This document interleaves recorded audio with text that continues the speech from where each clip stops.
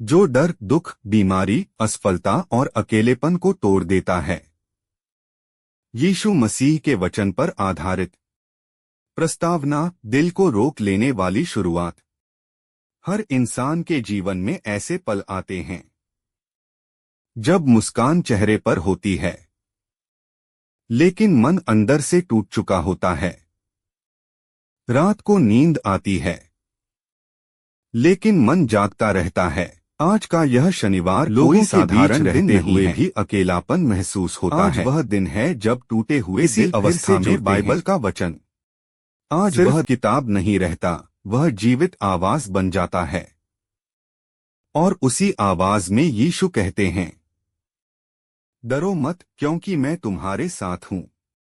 मूल बाइबल वचन आधार। डरो मत, क्योंकि मैं तुम्हारे साथ हूं। घबराओ मत, क्योंकि मैं तुम्हारा परमेश्वर हूं। मैं तुम्हें सामर्थ्य दूंगा, मैं तुम्हारी सहायता करूंगा, मैं तुम्हें अपने धर्ममय दाहिने हाथ से संभालूंगा। एक, डरो मत, परमेश्वर का पहला वचन। बाइबल में सबसे ज्यादा जो वाक्य दोहराया गया है वह है डरो मत। क्यों? क्योंकि डर इंसान को डोट अंदर से मार देता है। बिना दिखे डर विश्वास को कमजोर करता है, निर्णय को गलत करता है, भविष्य को अंधकारमय दिखाता है। इसीलिए परमेश्वर पहले डर को हटाते हैं, फिर समाधान देते हैं। दो, मैं तुम्हारे साथ हूं, अकेलेपन का अंत। दुनिया की सबसे बड़ी पीड़ा गरीबी नहीं, बीमारी नहीं, असफलता नहीं, अकेलापन है। यीशु यह नहीं कहते मैं दूर से देख रहा हूं, वह कहते हैं मैं तुम्हारे साथ हूं। मतलब आंसू गिरते समय भी, चुपचाप रोते समय भी, जब कोई समझ न पाए तब भी यीशु साथ खड़े हैं। तीन, जब जीवन टूटता है तब यह वचन कैसे काम करता है। आर्थिक परेशानी में, जब मेहनत के बाद भी परिणाम नहीं मिलता, यीशु कहते हैं मैं तेरा स्रोत हूं, सिर्फ साधन नहीं। बीमारी में, जब रिपोर्ट डराने लगती है, यीशु कहते हैं मैं डॉक्टरों से बड़ा हूं। रिश्तों में, जब अपने बदल जाते हैं, यीशु कहते हैं मैं वही हूं जो कभी नहीं बदलता। चार, मैं तुम्हें सामर्थ्य दूंगा, कमजोरी में शक्ति। परमेश्वर मजबूत लोगों को नहीं चुनते, परमेश्वर कमजोरों को मजबूत बनाते हैं। जब मूसा ने कहा मैं बोल नहीं सकता, परमेश्वर ने कहा मैं तेरा मुंह बनूंगा। जब दाऊद छोटा था, परमेश्वर ने उसे राजा बनाया। इसका अर्थ कमजोरी अंत नहीं, शुरुआत है। पांच, मैं तुम्हारी सहायता करूंगा, अदृश्य मदद। परमेश्वर की मदद हमेशा शोर नहीं करती। कई बार एक गलत रास्ता बंद हो जाता है, एक दरवाजा देर से खुलता है, एक समस्या टल जाती है, और बाद में समझ आता है यही तो मदद थी। छह, मैं तुम्हें संभालूंगा, गिरने नहीं दूंगा। इस वचन में धर्ममय दाहिना हाथ का अर्थ है परमेश्वर की पूरी ताकत, पूरी सत्ता, पूरी सुरक्षा। मतलब गिरोगे नहीं, डगमगाओगे लेकिन टूटोगे नहीं। सात, यीशु और तूफान, एक सच्ची बाइबल शिक्षा। जब नाव में तूफान आया और चेले डर गए, यीशु सो रहे थे। यह सिखाता है अगर नाव में यीशु हैं तो तूफान आखिरी शब्द नहीं है। आठ, आज के समय के लिए जीवित संदेश। आज इंसान व्यस्त है, लेकिन शांति नहीं। साधन है, लेकिन संतोष नहीं।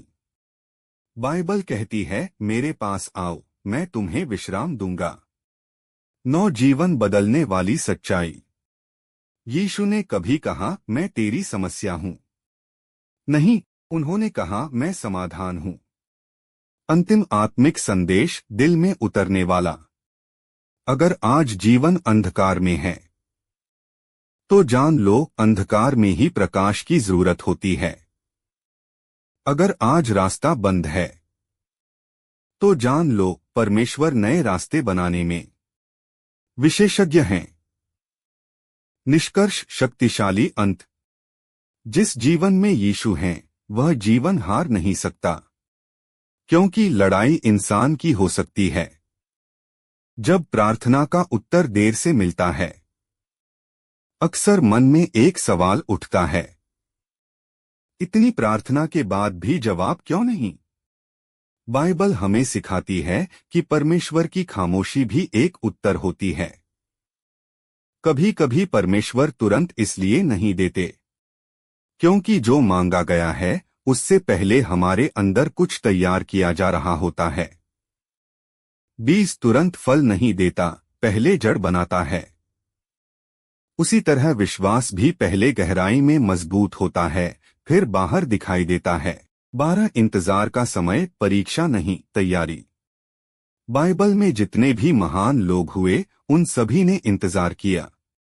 अब्राहम ने वादा पूरा होने का, यूसुफ ने कैद से निकलने का, दाऊद ने राजा बनने का। इंतजार ने उन्हें कमजोर नहीं बनाया, इंतजार ने उन्हें योग्य बनाया। इसलिए जब जीवन में रुकावट आए तो यह मत समझो कि परमेश्वर रुके हुए हैं, समझो कि कुछ बड़ा तैयार हो रहा है। 13 जब मन कहता है अब बस नहीं हो रहा। ऐसे पल हर इंसान के जीवन में आते हैं। जब मन टूटकर कहता है अब और नहीं, लेकिन वही पल विश्वास की सबसे बड़ी परीक्षा होते हैं। इसी जगह पर परमेश्वर चुपचाप पास खड़े रहते हैं और देखते हैं, क्या तू भरोसा छोड़ेगा या पकड़े रखेगा? और जो उस समय भी परमेश्वर का हाथ थामे रहता है, उसका जीवन कभी खाली नहीं जाता। 14 यीशु का सबसे गहरा संदेश, प्रेम। यीशु मसीह ने सबसे ज्यादा जिस चीज पर जोर दिया वह था प्रेम। उन्होंने यह नहीं कहा सब अमीर बनो, सब बड़े बनो। उन्होंने कहा एक दूसरे से प्रेम रखो, क्योंकि प्रेम घाव भर देता है, रिश्ते जोड़ देता है, टूटे मन को जीवन दे देता है। जहां प्रेम है वहां परमेश्वर की उपस्थिति है। 15 माफी जो खुद को आजाद करती है। यीशु जानते थे कि नफरत इंसान को अंदर से जकड़ लेती है, इसलिए उन्होंने कहा जो तुझे दुख दे उसे भी क्षमा कर। माफी सामने वाले के लिए नहीं, अपने मन की शांति के लिए होती है। जिस दिन इंसान माफ करना सीख लेता है, उसी दिन से उसकी आत्मा हल्की हो जाती है। 16 जब कोई रास्ता न दिखे। ऐसे भी दिन आते हैं जब हर दिशा बंद लगती है। बाइबल कहती है परमेश्वर रास्ता नहीं दिखाते, परमेश्वर रास्ता बनाते हैं। जहां इंसान की सोच रुक जाती है, वहीं से परमेश्वर का काम शुरू होता है। 17 डर बनाम विश्वास। डर कहता है क्या होगा? विश्वास कहता है जो होगा अच्छा होगा, क्योंकि परमेश्वर साथ है। डर आंखों से देखता है, विश्वास वचन से देखता है। और बाइबल का वचन कभी झूठा नहीं होता। 18 आज के लिए आत्मिक सच्चाई। अगर आज मन भारी है, दिल थका हुआ है, आत्मा शांत नहीं है, तो इसका मतलब यह नहीं कि परमेश्वर दूर हैं। इसका मतलब यह है कि परमेश्वर तुम्हें अपने और करीब बुला रहे हैं। 19 एक शांत रात का संदेश। जब सब सो जाते हैं और मन जागता रहता है, तब परमेश्वर सबसे साफ बोलते हैं। उस खामोशी में वह कहते हैं मैं यही हूं। 20 बहुत गहरा निष्कर्ष, जीवन की सबसे बड़ी जीत।